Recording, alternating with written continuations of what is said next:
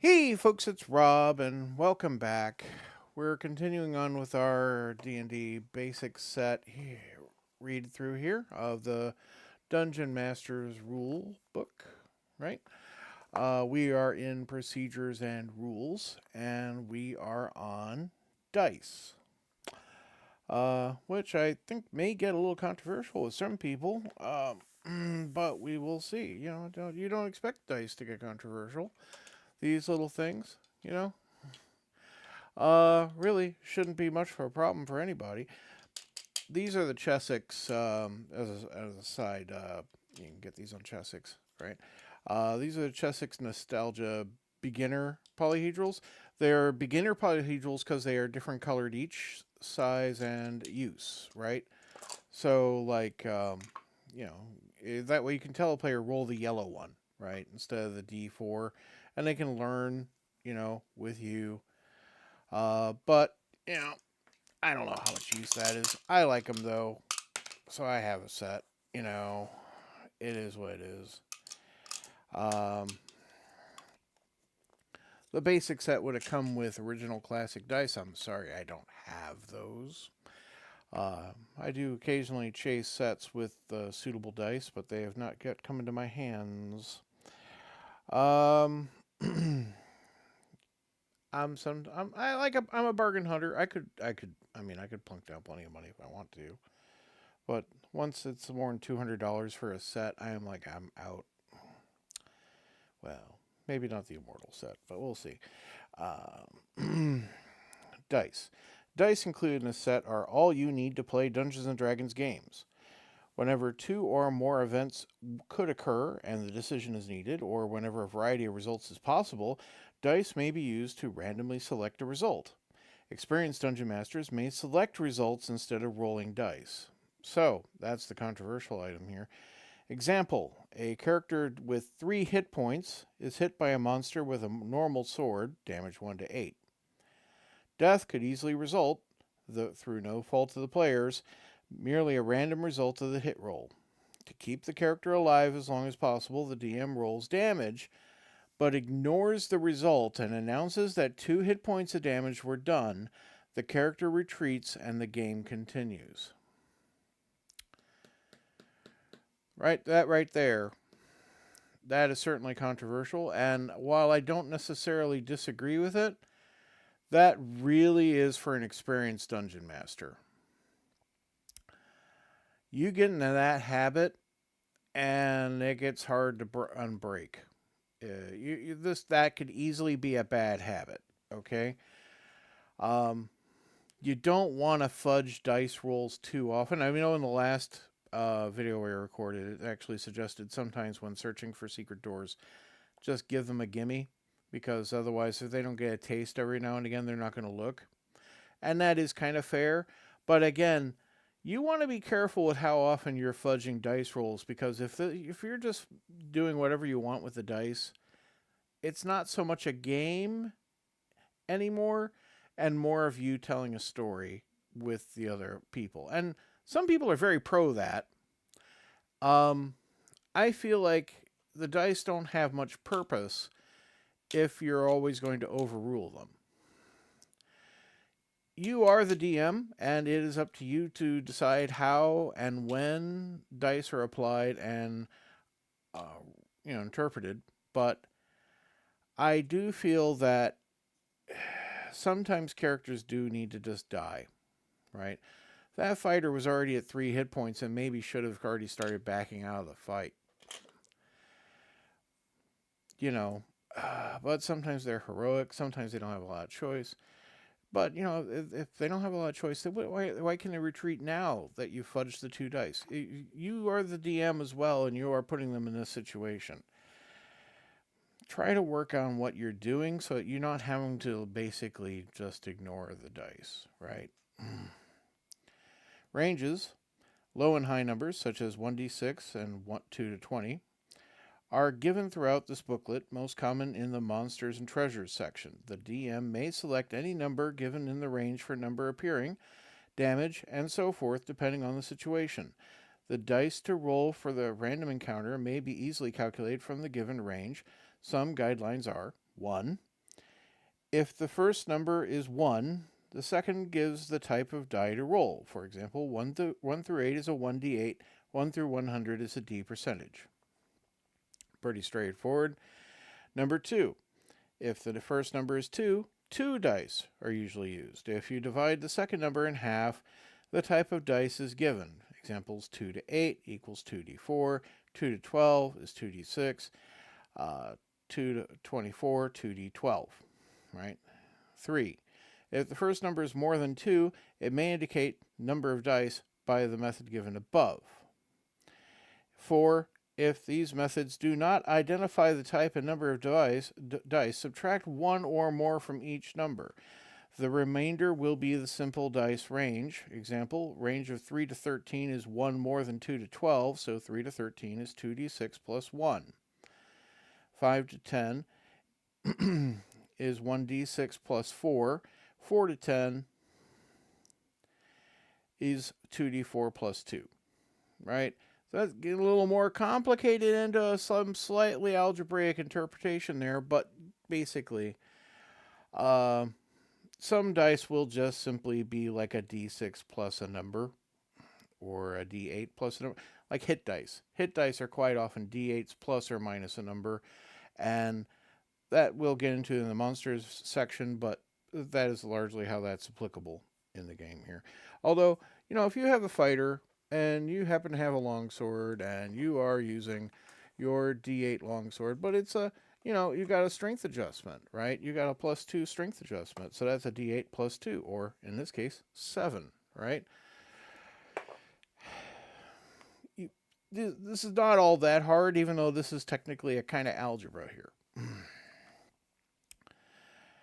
So, with a little practice, you will quickly learn to use the combinations of dice for the given ranges, and that's true. You will get very used to what dice to roll in what situations in a lot of circumstances, and what may be, what even in an unknown circumstance, what you may want to use for a deciding roll, if you want to judge it that way. Doors. Doors are common in most dungeons. Many doors are locked, and most doors are stuck. If locked, a door cannot be opened until a thief unlocks it, or until a magic user casts a knock spell upon it, which is a level 2 spell. So your magic user has to be at least level 3 to know a knock spell, so that's getting to the high end of what this box set entails. But it's an entirely useful spell. It's just that you can only cast it once per memorization. Then your magic user's used up their most powerful spell, right? So that's where thieves are useful, in that they can try multiple locks, but they're not very good at picking locks at this level. And generally you don't let them have an hour go until usually next level, but sometimes if you're being generous, not until a rest has occurred or something. So, right, yeah.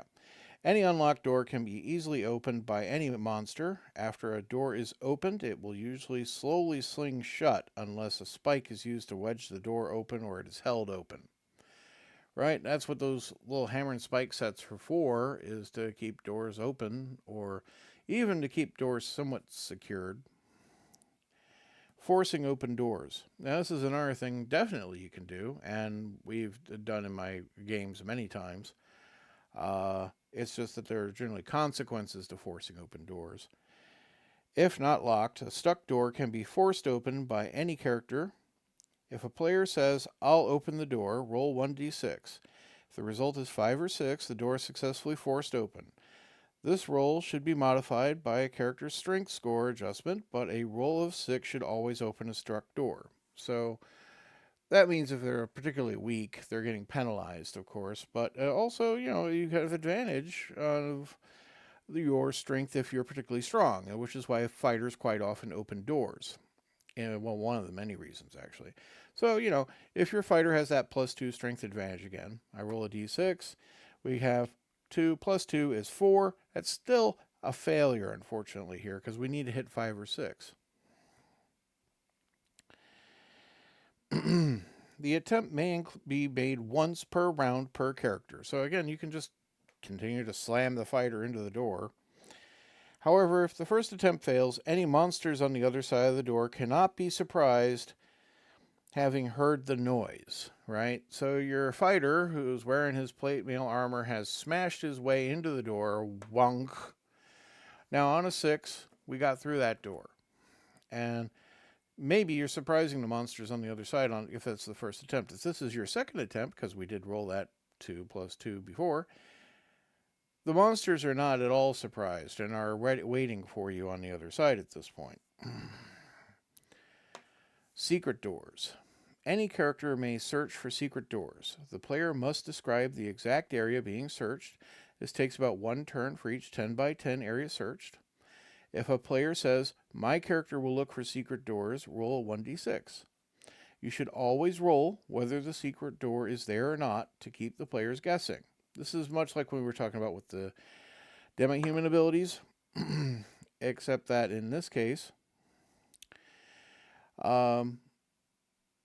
if there is a secret door and the result is a 1, the secret door has been found, right? So we rolled a 5, no good, right? Elves find secret doors with a roll of 1 or 2.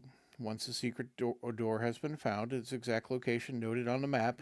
Anyone reading that map can find the secret door later on. No roll is necessary. And a secret or hidden door may not be opened until it has been found. So obviously, if you don't know where it is, you can't open it. You may judge otherwise. If you decide that there's a trigger for the secret door that's going to be all Scooby-Doo style, and it's going to be like, I'm going to pull out down on the candelabra and on the wall and on the sconce on the wall, and that maybe opens the bookcase. Sure, maybe that's what happens. Maybe if you move one of the move a certain puzzle piece on the mantle of the fireplace, it opens up a passage at the back, right? In those cases, those may be triggers that, if they've identified that part of the aspect, once they've executed the correct application of opening the secret door, they probably then open the secret door and notice exactly where it is, right? Special doors. Some doors may be made to only open in one direction. Such doors may not be forced open from the wrong side, but will open normally if a knock spell is used from either side. And that is a tricky thing because, while you can run into a one-way doors definitely in the real world, and it isn't like dungeons can't have these things, it also means that there's no going back. And that can be quite tricky for low-level characters. Be careful with that particular spice. Equipment not listed. Beginning players should not be allowed to purchase equipment other than the items given on the list in the player's manual, page 29, unless you decide otherwise. Allowing invented equipment can lead to problems and should be avoided. So, they say, my character came up with this, automatic crossbow. No, please no. If it's part of the setting, that's fine. But if your character is the amazing Ben Franklin of this world, maybe do that in-game and not starting out. In the D&D expert rules, the players have many more items to choose from, including wagons, horses, boats, and more weapons, but those items should not be allowed until your players are ready for them. Again, this is the idea of just kind of introducing you lightly into the game. If you're starting with the compendium, you're going to have a full equipment list available. Maybe if you're trying to be a starter DM for a starter group of players, maybe kind of curate the list in a way that makes sense for your setting, right? And if it isn't just sufficient to go with the player's book equipment guide as found on page 29, right? Evasion and pursuit. Monsters may try to run away from the characters as described by a morale check on page 19, which is like a couple of pages forward here, or the DM's discretion. And again, always, the DM's discretion is what it is. Characters may try to run away from the monsters if a decision is left to the players. When characters are either fleeing or chasing, no mapping is possible. The DM should keep careful track of where the characters and monsters are each round. Unmapped areas may be described very generally without accurate measurements. It is quite possible for the characters to become lost or to encounter other creatures during the pursuit. So, you know, let's just give an example real quick. Let's get a map here. Yeah. All right. So the party is in this room here, number 28. And let's say I'm just making this up whole cloth. I'm not saying this is representative of what actually happens here in this in adventure that's found in the game here. Uh, but let's say you're here in room 28 with your party, and you decide to run the heck away from those ghouls, right? Well, if the ghouls are over here and you're over here, and the DM has decided that you can flee, obviously you're going to be fleeing away from the monsters and not towards them around this corner, right? So you're going to not get a description of rooms that you pass through on your way out. Now, I would expect that you would have already come through this room on the way to there, but, you know, maybe that's not the best example, Rob. Okay, yeah, so let's say you came in here, you went around this way, and around, and you're in here, right? You decide to flee through the doors here. You're not going to get a description of the room in here. You're just going to be told there's a door. You go through it. You go, and there's another door. You go through that, and you're back in the entryway that you recognize, right? Um,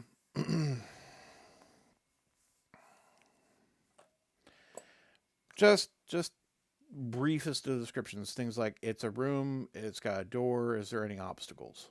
Right. Don't tell them about the exact specifications of the room. Don't tell them of the details of like what's on the bookcase or that there are bookcases. Just tell them that there's a hallway with a door on the end, and that that's the way of escape. Monsters flee. When the monsters start to run away, ask the characters whether they want to pursue. If the answer is no, the monsters get away. Straightforward.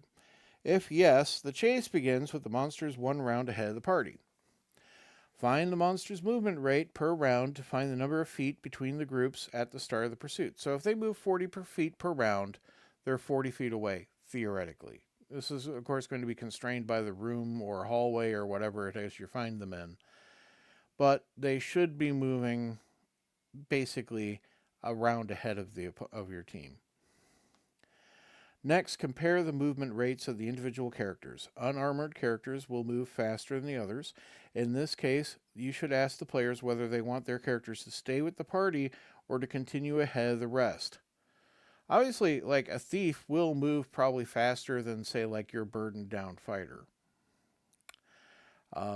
The people carrying a lot of treasure will be weighted down by it, right? If they are encumbered, they are going to move slower. Compare the movement rates of the fastest party members, or if the party stays together, the rate of the slowest character, to the movement rate of the fleeing monsters. If the monsters are faster, they will get away unless trapped or stopped in some way. If the characters are faster, they will catch up to the monsters unless the monsters evade. The difference in movement rates is the number of feet of the pursuing characters gain per round on the fleeing monsters. So if the party has a movement of 40 and the monsters have a movement of 20, obviously they only start 20 feet away. They move 20, your party catches up, right? If the enemy monsters have a movement of 30 and start 30 away, they move 30, your party moves 40, they're still 20 away. They move another 30, your party moves 40. That's round 2, they're still 10 feet away. They move another 30, the party moves 40, the party finally catches up. Math goes a lot like that. And math is definitely going to be a part of being a DM. Just as if that wasn't already apparent. Excuse me. Sometimes I'm a bit inflamed and things get a bit coughy and choky. Sorry about that. I just didn't want to not record this week. All right. The fleeing monsters may stop the fight if they see only one or two characters in pursuit. So let's say the party of 6 is in pursuit, but only like the fighter and the magic user, the thief and the magic user, because they're unencumbered, are out in front. The monsters might decide to stop and fight those two. Though the other party's characters, the others may arrive shortly thereafter. You may simply decide based on the situation or make a reaction roll to determine the monster's actions. If the monsters are familiar with the area, have a lair nearby, they may be able to evade the party by rapidly turning corners, closing doors behind them, and so forth. The DM must decide whether the evasion is successful as determined by the situation. Characters flee. If the party runs away from the monsters may decide to pursue them. Make a reaction roll, rolling 2d6, adjusting the roll as follows. -2 if any monsters have been slain. So they've already killed Chucko the goblin. Maybe they'll kill more of us. I don't know about this. +2 if no monsters have been hit. So for some reason the monsters, the characters are fleeing and no monsters have even been hit, which is a fair reason why the party might be fleeing. +3 if the monsters are hunting the characters. Sometimes that is a thing. No adjustment if any monster has been hit but not slain. So if basically straight roll, if they did manage to land a hit somewhere before they decide to start running. +2 if the monster if you haven't landed a single hit on the monsters. Let's roll a quick roll, and let's say that they already managed to kill Gobbo the goblin there.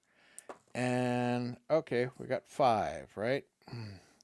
If the adjusted roll result is 9 or greater, the monsters will pursue. Compare the movement rates for each group. The characters have a 1 round head start as described under Monsters Flee. So typically, human beings have like a 40-foot movement rate during combat, which is why I use that as an example.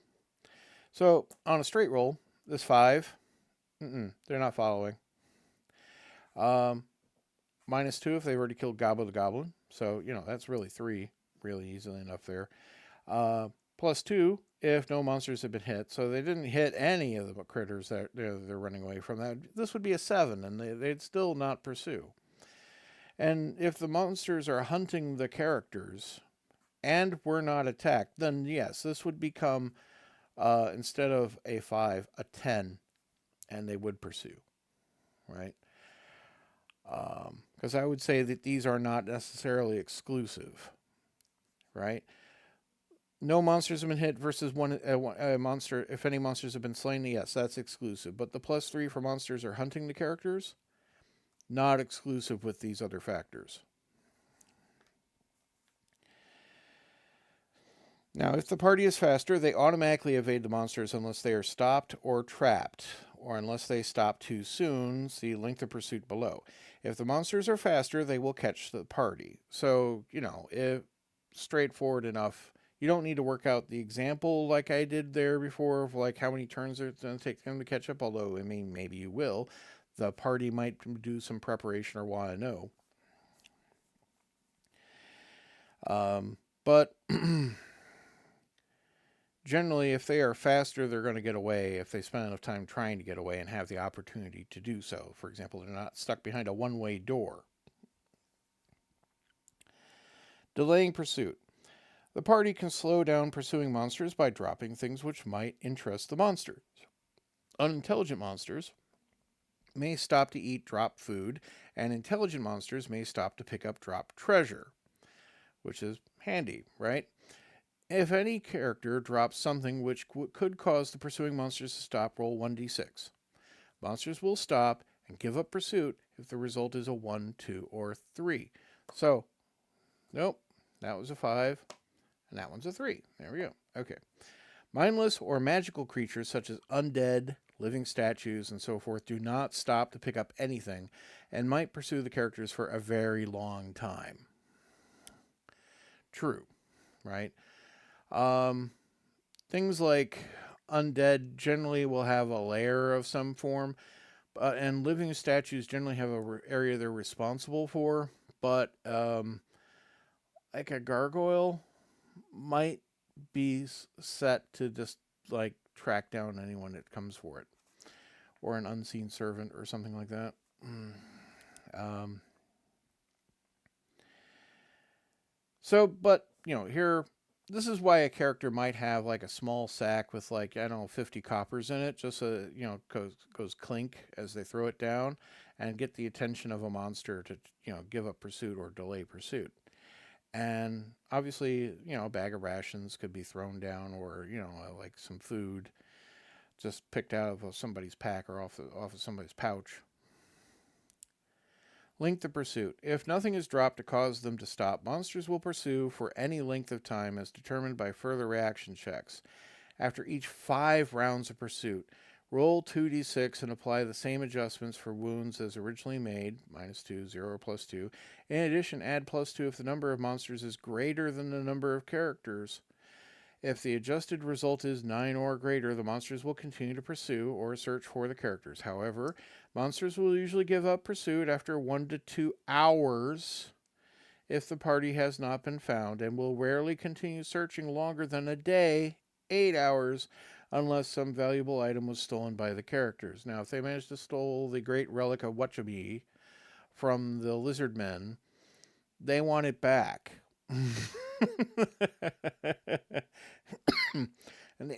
And they're not going to just give up just because they haven't found you right away.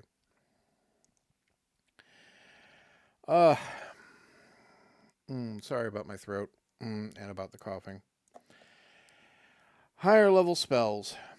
The following spells are only for the DM's use when developing NPCs of an experience level higher than 3rd.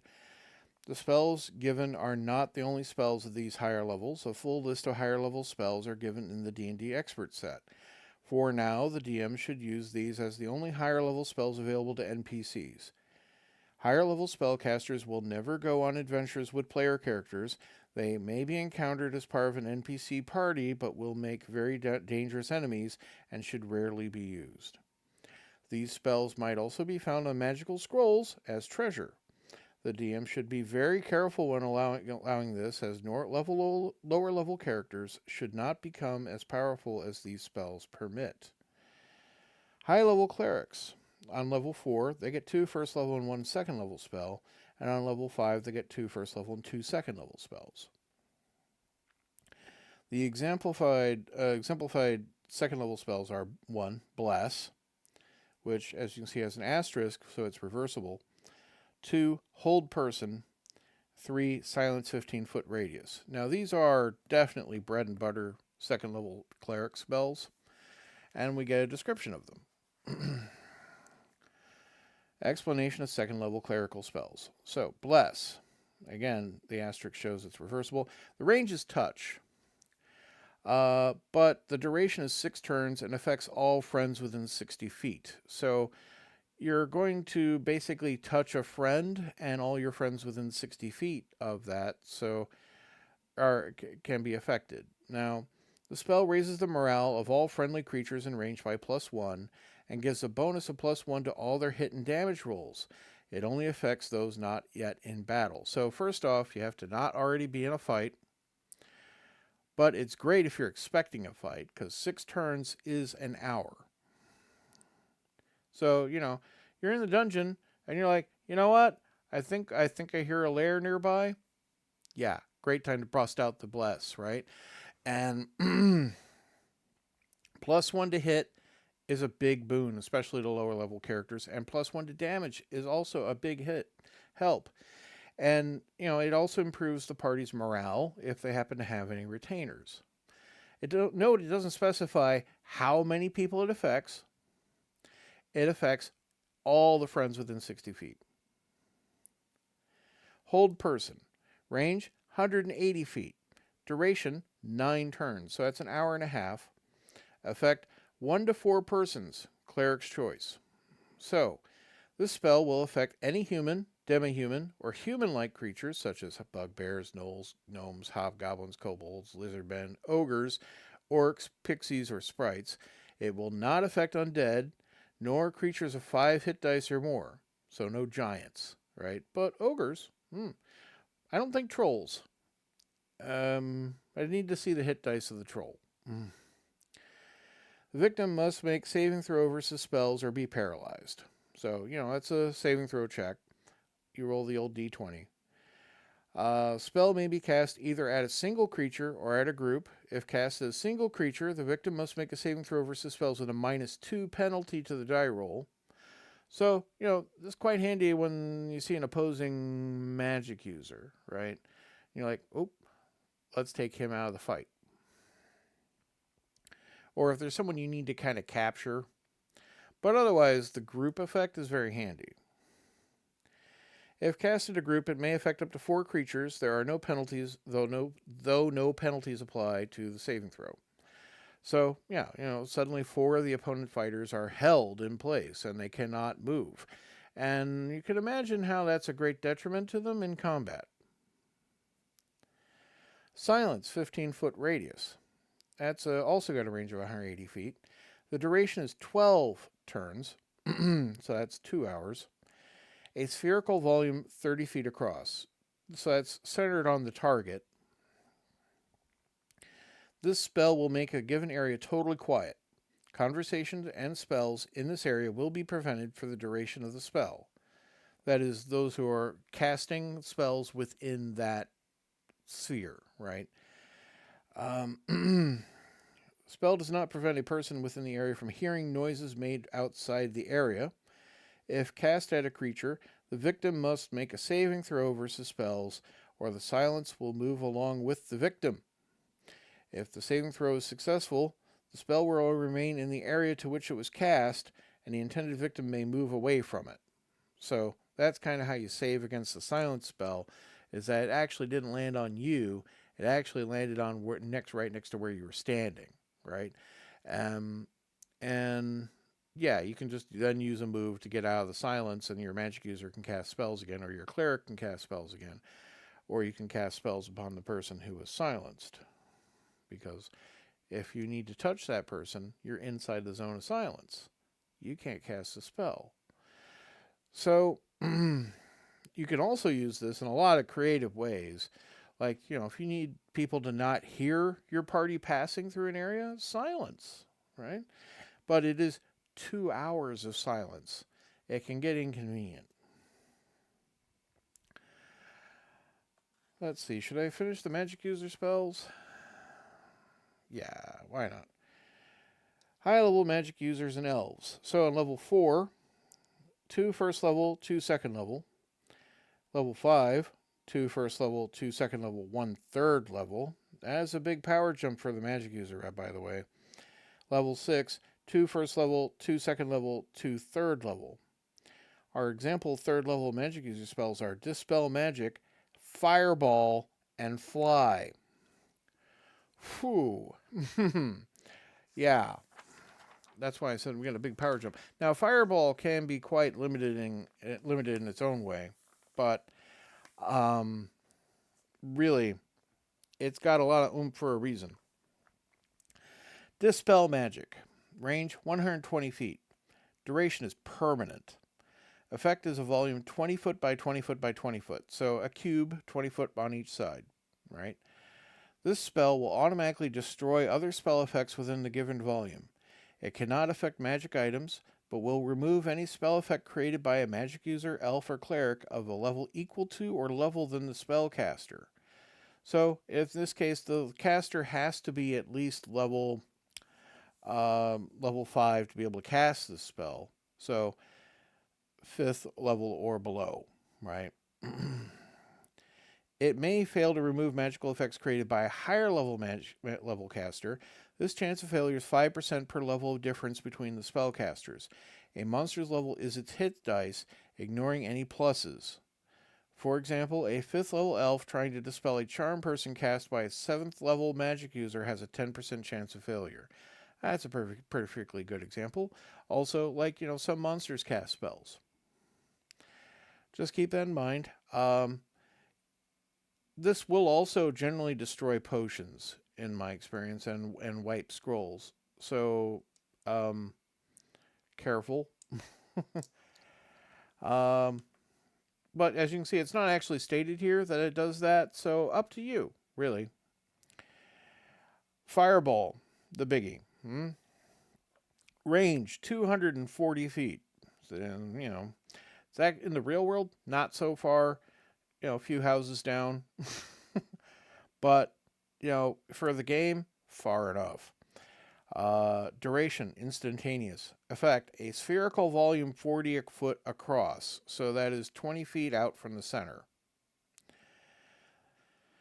This spell creates a missile of fire, which explodes into a ball of fire of 20-foot radius when it reaches the desired range or strikes a target. So if somehow in the intervening area it manages to hit something else, it will just explode at that point. I don't believe the description will get into that much, but that is what is implied there by that statement.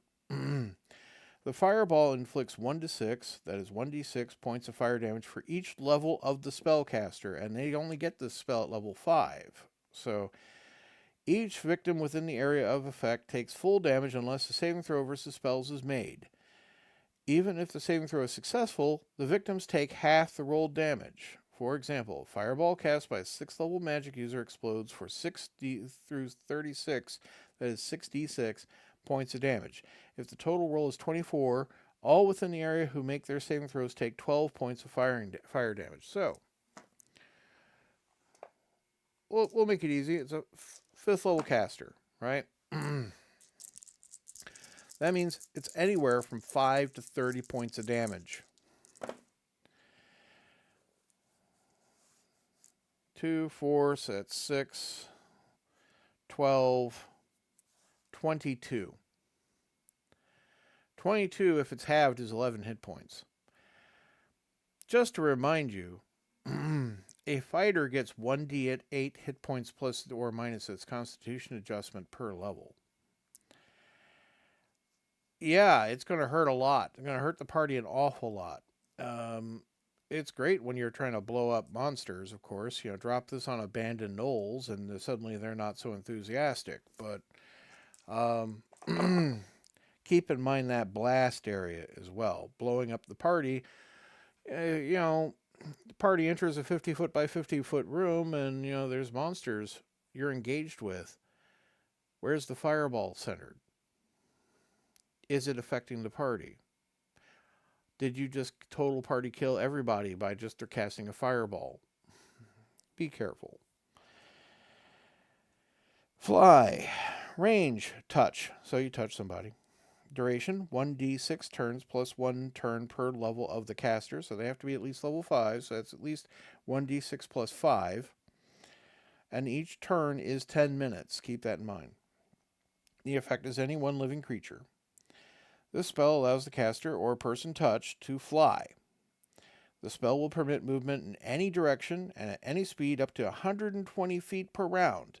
It will also allow the person to stop at any point as a levitate spell. The person the spell is cast on has control over the flying. The exact duration is not known to anyone but the dungeon master. For example, a 5th level elf may fly using a spell for 6 to 11 1d6 plus 5 turns. So, you cast fly on somebody. 6 plus 5 would be 11 or 110 minutes. Boy, is it going to get increasingly antsy after that initial, 60 minutes are up. But little do you know, you have another 50 minutes of flying time. Or maybe it's just about to run out. Character doesn't know. They'll get real close to the ground, I assure you. And I think I'm going to stop there. As here, my voice is a little. Thank you very much for joining me today. I hope you're having a great day. Goodbye.